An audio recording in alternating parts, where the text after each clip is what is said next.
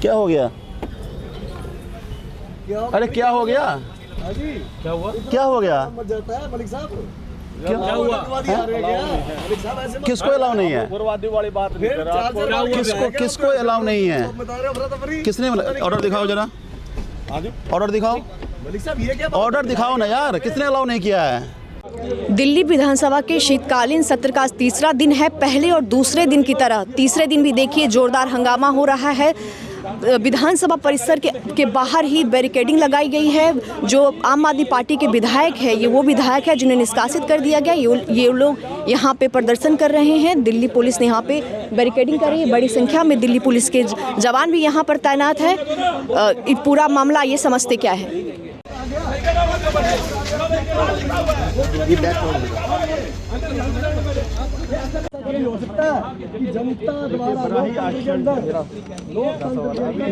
विधानसभा परिसर में हमें जाने से कोई कानून नहीं रोकता।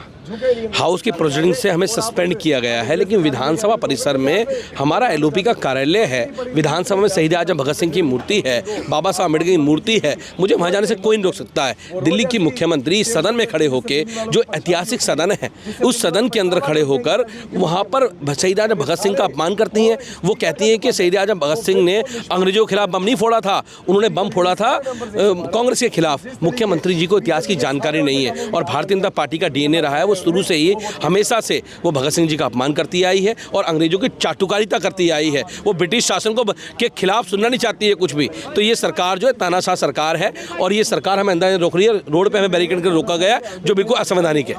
आप लोग यहाँ पे बैरिकेडिंग लगी हुई है, यहाँ पे मामला क्या है, क्या हो रहा है सर? यहाँ पे क्या हो रहा है? मुगलों और ब्रिटिश हुकूमत के तानाशाही के जो किस्से थे, अगर वो किसी ने नहीं सुने या वैसा होते हुए नहीं देखा तो वो आज दिल्ली विधानसभा के बाहर आकर दे सकते हैं। कुछ देर पहले मैं और मेरे दो साथी विधानसभा के अंदर जा रहे थे, तो जिस तरीके से पुलिस के अंदर अफरा तफरी मच गई, जिस तरीके से हमारे आगे बैरिकेड फेंके गए, वो हमारे को बड़ा हैरान करने वाला, सभी को हैरान करने वाला था। हमें जनता ने चुनकर विधानसभा भेजा है। विधानसभा के सदस्य हैं, कई बार इलेक्ट हुए सदस्य हैं, और पुलिस से जब पूछा गया भी किस ऑर्डर के तहत भेजा है, तो इनके पास कोई ऑर्डर नहीं था।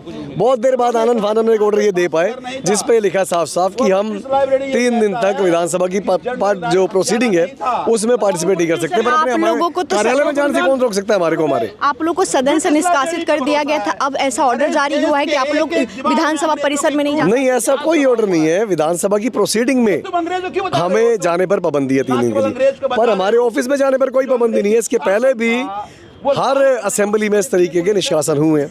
दिल्ली विधानसभा से लेकर देश की अलग अलग राज्यों की विधानसभाओं से लेकर लोकसभा तक निष्कासन हुए हैं, पर वो निष्कासन सिर्फ और सिर्फ विधानसभा की प्रोसीडिंग तक ही सीमित होते हैं। हमारे कार्यालय में हमको काम है, उसमें जाने से आप कैसे रोक सकते हैं हमारे को? ये स्पीकर साहब जो बैठे हैं आज स्पीकर की कुर्सी पर, ये कई बार निष्कासित हुए, इनके साथ ही कई बार निष्कासित हुए, पर सब विधानसभा के अंदर जाते रहे, असेंबली के अंदर पार्टिसिपेट नहीं कर सकते।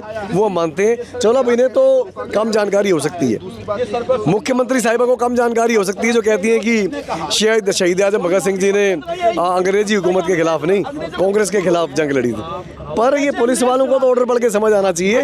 ये भी भारतीय जनता पार्टी की इस तरीके से नौकरी करने में रजूर है, जो बोल दिया उसको इन्होंने बस फॉलो करना है। सर, तो क्या आम आदमी पार्टी की तरफ से मुख्यमंत्री ने जो कल विधानसभा के अंदर जो स्टेटमेंट दिया है उस पर माफी की मांग करती है आम आदमी पार्टी? आम आदमी पार्टी नहीं, पूरी दिल्ली चिल्ला के बोल रही है कि भाई गलती हो गई मुख्यमंत्री साहिबा, ऐसे ऊल जुलूल बयान मत दो, ऐसी बचकानी बातें मत करो जिससे सुनकर लोगों को हंसी आए।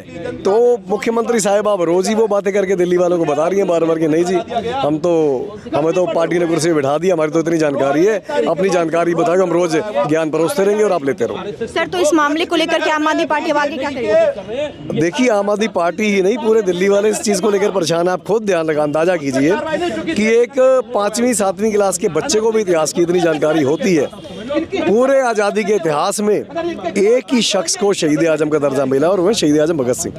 उनके बारे में आपको जानकारी नहीं है तो खुद ही माफ़ी मांग लेनी चाहिए, पर बेशर्म लोग हैं। आप जनता जब सड़कों पे आएगी तभी समझ आएगा। अभी आप आम आदमी पार्टी दिल्ली से आम आदमी पार्टी के विधायक जर्नैल सिंह को सुन रहे थे। यहाँ पे पुलिस की बैरिकेडिंग की गई है। इन लोगों को, ये वो विधायक है आम आदमी पार्टी के जिन्हें सदन से निष्कासित कर दिया गया है। शहीद आजम भगत सिंह को लेकर के कल दिल्ली की मुख्यमंत्री रेखा गुप्ता जी ने जो सदन में स्टेटमेंट दिया उसको लेकर के भी आम आदमी पार्टी विरोध प्रदर्शन कर रही है। दिल्ली से कैमरा पर्सन रॉबिन कश्यप के साथ मैं पूजा ठाकुर, न्यूज़ इंडिया।